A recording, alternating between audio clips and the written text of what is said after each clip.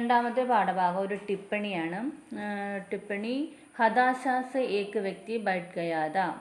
നിരാശയോടെ ഒരു വ്യക്തി ഇരുന്നിരുന്നു. ഇത് വിനോദ് കുമാർ ശുക്ലയുടെ കവിതയാണ്. ഹതാശാസെ ഏക് വ്യക്തി ബൈഠ് ഗയാ താ എന്ന് പറയുന്നത് വിനോദ് കുമാർ ശുക്ലിൻ്റെ ഒരു കവിതയാണ്. ഈ കവിത ഇതിൽ നരേഷ് സക്സേനയുടെ വ്യാഖ്യാനമാണ് ഈ പാഠം. ടിപ്പണി എന്ന് പറഞ്ഞാൽ വ്യാഖ്യാനം. ഹതാശാസെ ഏക് വ്യക്തി, നമുക്ക് ആദ്യം കവിതയിലോട്ട് കടക്കാം. ഹതാശാസെ ഏക് വ്യക്തി ബൈഠ് ഗയാ താ. നിരാശയോടെ ഒരു വ്യക്തി ഇരുന്നിരുന്നു. വ്യക്തി കോ മേം നെഹിം ജാൻതാ താ. വ്യക്തിയെ ഞാൻ അറിയുന്നില്ലായിരുന്നു. ഹതാശ കോ ജാൻതാ താ. നിരാശയെ അറിയുന്നുണ്ടായിരുന്നു. ഈ ഹതാശ അർത്ഥം എന്താണെന്ന് വെച്ചാൽ നിരാശയാണ്. നിരാശയെ അറിയുന്നുണ്ടായിരുന്നു. ഇസ്ലിയെ മേം ഉസ് വ്യക്തിക്ക് പാസ് ആയാം. അതുകൊണ്ട് ഞാൻ ആ വ്യക്തിയുടെ അടുത്ത് പോയി. മേംനെ ഹാത്ത് ബഡായാം. ഞാൻ കൈനീട്ടി. മേരെ ഹാത്ത് പകഡ് കർ വഹ് ഗഡാ ഹുവാം. എൻ്റെ കൈ പിടിച്ച് അയാൾ എഴുന്നേറ്റു. മുझे വഹ് നെഹിം ജാൻതാ താ. എന്നെ അയാൾക്ക് അറിയില്ലായിരുന്നു. മേരെ ഹാത്ത് ബഡാനെ കോ ജാൻതാ താ. മേരെ ഹാത്ത് ബഡാനെ കോ ജാൻതാ താ. ഞാൻ കൈ നീട്ടിയത് അറിയാമായിരുന്നു. ഹം ദോനോം സാത്ത് ചലെ. ഞങ്ങൾ ഒന്നിച്ച് നടന്നു. ദോനോം ഏക് ദൂസരെ കോ നെഹിം ജാൻതേ തേ. ഇരുവർക്കും പരസ്പരം അറിയില്ലായിരുന്നു. സാത്ത് ചലനെ കോ ജാൻതേ തേ. ഒന്നിച്ചു നടക്കാൻ അറിയാമായിരുന്നു. ഇതാണ് വിനോദ് കുമാർ ശുക്ലിൻ്റെ ഹതാശാസെ ഏക് വ്യക്തി ബൈഠ് ഗയാ താ എന്ന കവിത. ഇനി നമുക്ക് ടിപ്പണിയിലേക്ക് കടക്കാം. നരേഷ് സക്സേന ഈ ടിപ്പണിയിൽ പറഞ്ഞിരിക്കുന്നത്, കരുണയും സ്നേഹവും നിറഞ്ഞ മനസ്സാണ് നമുക്കുള്ളതെങ്കിൽ അന്യൻ്റെ ദുഃഖം മനസ്സിലാക്കാനും അവരാശ്വസിപ്പിക്കാനും കഴിയും. വിഷമിച്ചിരിക്കുന്ന ഒരാൾക്ക് നാം നൽകുന്ന ഈ സാന്ത്വന സ്പർശം വളരെയധികം മഹത്തരമാണെന്ന് മനസ്സിലാക്കി തരുന്ന വിനോദ് കുമാർ ശുക്ലയുടെ കവിതയ്ക്ക് നരേഷ് സക്സേനയുടെ വ്യാഖ്യാനമാണ് ഈ പാഠത്തിൽ പറഞ്ഞിരിക്കുന്നത്. നമുക്കിനി പാഠഭാഗത്തിലേക്ക് കടക്കാം. विनोद कुमार शुक्ल अपनी मौलिकता के साथ ही भाषा की अनघटता के लिए विख्यात है. വിനോദ് കുമാർ ശുക്ല തൻ്റെ മൗലിക ചിന്തകളോടൊപ്പം ഭാഷാഘടനയിൽ ശ്രദ്ധിക്കാതിരിക്കുന്നതിലും പ്രസിദ്ധനാണ്. किंतु इस कविता में मौलिक होने के साथ ही वे काव्यशिल्प के सिद्ध कवि की तरह भी दिखाई देते हैं. എന്നാൽ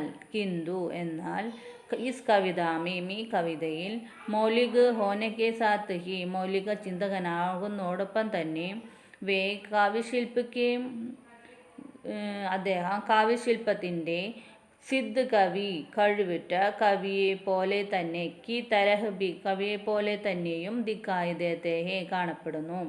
कविता के अर्थ इतने सहज और साफ है कि उन्हें व्याख्या की दरकार नहीं है. കവിതയുടെ അർത്ഥം ഇത്രയും സ്വാഭാവികവും വ്യക്തവുമാണ്. ഉന്നെ വ്യാഖ്യാക്കി ദർക്കാർ നഹി. അതിനെ വ്യാഖ്യാനിക്കേണ്ട ആവശ്യമില്ല. सरल शब्दों वाले वाक्य स्वयं ही अपना मर्म कह देते हैं. ലളിതമായ വാക്കുകൾ കൊണ്ടുണ്ടാക്കിയ വാക്യങ്ങൾ സ്വയമേ അവയുടെ സാരമാണ് പറയുന്നത്. വ്യക്തിക്കോ മേ നെഹിം ജാൻതാ താ. വ്യക്തിയെ ഞാൻ അറിയുന്നില്ലായിരുന്നു. ഹതാശ കോം ജാൻതാ താ. നിരാശയെ അറിയുന്നുണ്ടായിരുന്നു. കഹത്തെ ഹേ ഈ പറഞ്ഞത് വേ ജാനെ കി ഹമാരി ഉസ് ജാനി പഹ്ചാനി രൂഢി കോ തോട് ദേത്തെ ഹേ. ഈ പറഞ്ഞതിലൂടെ അദ്ദേഹം അറിയുക എന്നുള്ള നമ്മുടെ പരിചിതമായ പാരമ്പര്യത്തെ രൂഢി എന്ന് പറഞ്ഞ പാരമ്പര്യം അതിനെ തോട് ദേത്തെ ഹേ തകർക്കുന്നു. ജോ വ്യക്തി കെ നാം പദേ ഉമ്ര ഓഹദേ യാ ജാതി സേം ജാനെ കോ ജോഡ്തി ഹേ. ഏതൊരു വ്യക്തിയുടെ പേര്, മേൽവിലാസം, വയസ്സ്, ഓഹദ എന്ന് പറഞ്ഞ പദവി, പിന്നെ ജാതി, ഇതൊക്കെ അറിയുന്നതിനോട്, ജാതിയെ അറിയുന്നതിനോട് ബന്ധപ്പെട്ടിരിക്കുന്നു. നാം ഒരു വ്യക്തിയുടെ यदि हम किसी व्यक्ति को उसकी हताशा, निराशा, असहायता या उसके संकट से नहीं जानते तो हम कुछ नहीं जानते. നാം ഒരു വ്യക്തിയുടെ നിരാശ, ഇച്ഛാഭംഗം, നിസ്സഹായത അല്ലെങ്കിൽ അയാളുടെ പ്രതിസന്ധി, ഉസ്കെ സങ്കട്ട് ഇവയൊന്നും അറിയില്ലെങ്കിൽ നാം ഒന്നും അറിയുന്നില്ല. സടക്ക് പർ ഗായൽ പടേ അപരിചിത വ്യക്തി കോ ദേഖ്കർ ക്യാ ഹം സക്തേ ഹേ कि उसे हम नहीं जानते. വഴിയിൽ സടക്ക് എന്ന് പറഞ്ഞാൽ റോഡ്, വഴി. റോഡിൽ ഗായൽപ്പടെ മുറിവേറ്റ് കിടക്കുന്ന അപരിചിത വ്യക്തിക്കോ ദേക്കർ, അപരിചിതനായ വ്യക്തിയെ കണ്ട് അയാളെ നമ്മൾ അറിയില്ലേ എന്ന് നമുക്ക് പറയാനാകുമോ? वास्तव में हम जानते हैं कि यह व्यक्ति मुसीबत में है और इसे हमारी मदद की ज़रूरत है. വാസ്തവത്തിൽ ഹം ജാൻതേ ഹേ കി നമുക്കറിയാം, യഹ് വ്യക്തി മുസീബത്ത് മേ ഈ വ്യക്തി പ്രയാസത്തിലാണെന്നും, മുസീബത്ത് മേ ഹേ പ്രയാസത്തിലാണ്, ഔർ ഇസേ ഹമാരി മദദ് കി സരൂരത്ത് ഹേ ഇയാൾക്ക് നമ്മുടെ മദദ് സഹായം ആവശ്യമാണെന്നും യഹ് കവിത മനുഷ്യ की तरह जानने की याद दिलाती है. ഈ കവിത മനുഷ്യനെ പോലെ അറിയുക എന്നുള്ള ഓർമ്മയുണർത്തുന്നു. കവിത लगातार नहीं जानने और जानने का बयान करती जाती है. കവിത लगातार തുടർച്ചയായി, नहीं जानने അറിയില്ല, और जानने का बयान करती जाती है അറിയില്ല, और जानने അറിയുന്നു എന്ന का बयान करती जाती है എന്നീ വിവരണങ്ങളിലൂടെ കടന്നു പോകുന്നു. ശില്പിക്ക് ഇസ് ബാരിക് കാരിഗരി കോ ദേക്കിൻ ശില്പത്തിൻ്റെ ബാരിക് സൂക്ഷ്മമായ ഈ നിർമ്മാണ കൗശലം കോ ദേക്കേം കാണാം, നമുക്ക് നോക്കാം. കാരിഗരി എന്ന് പറഞ്ഞാൽ കൗശലം, ശില്പവേല. വഹ് മുझे नहीं जानता था, हाथ बढ़ाने को जानता था. हम एक दूसरे को नहीं जानना और जानना कविता में किसी लोकगीत के स्थाई की तरह बार बार लौटता है. वह അവന്, മുझे എന്നെ, नहीं जानता था അറിയില്ലായിരുന്നു, ഹാത്ത് ബഡാനെ കോ ജാൻതാ താ കൈ നീട്ടാൻ അറിയാമായിരുന്നു, ഹം ഏക് ദൂസരെ കോ नहीं जानते थे ഞങ്ങൾക്ക് പരസ്പരം അറിയില്ലായിരുന്നു. യഹ് नहीं जानना और जानना कविता में किसी लोकगीत എന്ന് പറഞ്ഞ നാടൻപാട്ട് ലോകഗീത് കെ സ്ഥായി की तरह बार बार लौटता है. സ്ഥായി എന്ന് പറഞ്ഞാൽ നാടൻപാട്ടിൻ്റെ ആദ്യ പദം. की तरह അതുപോലെ, നാടൻപാട്ടിൻ്റെ ആദ്യ പദത്തെ പോലെ വീണ്ടും വീണ്ടും തിരിച്ചു വരുന്നു.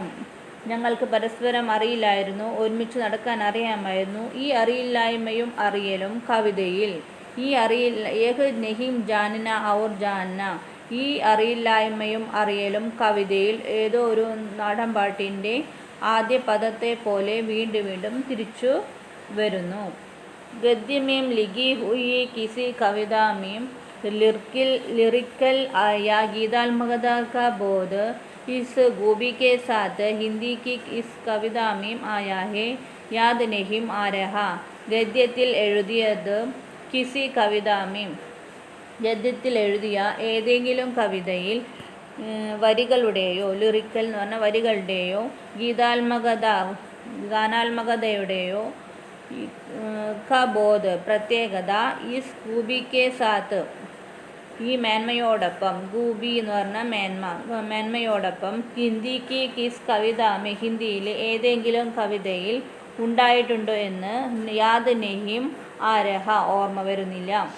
जैसे किसी गज़ल में आखिरी शेर के आखिरी शब्द श्रोताओं की जुबान पर आपसे आप आ जाते हैं, वैसे ही इस कविता में अंतिम शब्द यानी साथ साथ चलना के बाद यदि कविता पाठ रोक दिया जाए तो सुनने वाले खुद वाक्य पूरा कर देंगे और कहेंगे जानते हैं.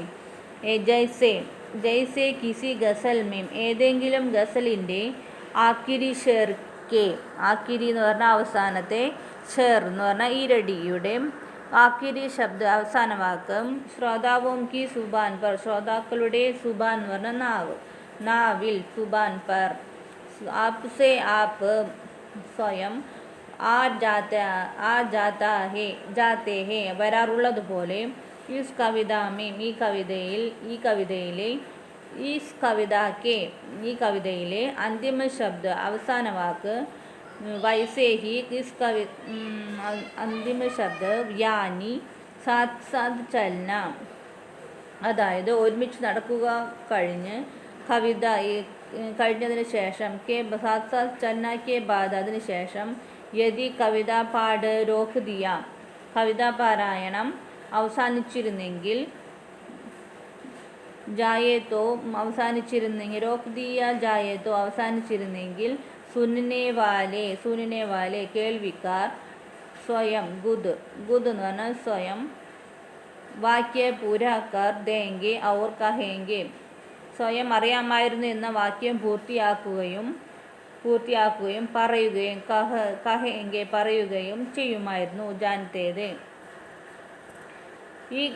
യഹ് കവിത ജാന്ന ശബ്ദ കെ രൂഢീഗ്രസ്ത് ഈ കവിത അറിയുക ജാന്ന ശബ്ദ അറിയുക എന്ന ശബ്ദത്തിൻ്റെ പരമ്പരാഗതമായ അർത്ഥത്തെ രൂഢീഗ്രസ്ത് എന്ന് പറഞ്ഞാൽ പരമ്പരാഗതമായ അർത്ഥത്തെ പൂരി തരഹ് പൂർണ്ണമായും ബദൽ ദേതി ഹെ മാറ്റിമറിക്കുന്നു. ഇസ് കവിതയ്ക്ക് പഹ്ലി ദോ പംക്തിയോമേ ഈ കവിത അറിയുക എന്ന इस कविता जानना शब्द के रूढ़िग्रस्त अर्थ को पूरी तरह से बदल देती है. ഈ കവിത അറിയുക എന്ന വാക്കിൻ്റെ പരമ്പരാഗതമായ അർത്ഥത്തെ പൂർണ്ണമായും മാറ്റിമറിക്കുന്നു. इस कविता की पहली दो पंक्तियों में कवि अपनी पूरी बात कह देता है. ഈ കവിതയിലെ ആദ്യത്തെ രണ്ട് വരികളിൽ ദോ പംക്തിയോമേ രണ്ട് വരികളിൽ തന്നെ കവി തൻ്റെ അപ്പനി പൂരി ബാത്ത് കഹ് ദേതാ ഹെ മുഴുവൻ കാര്യവും പറയുന്നു.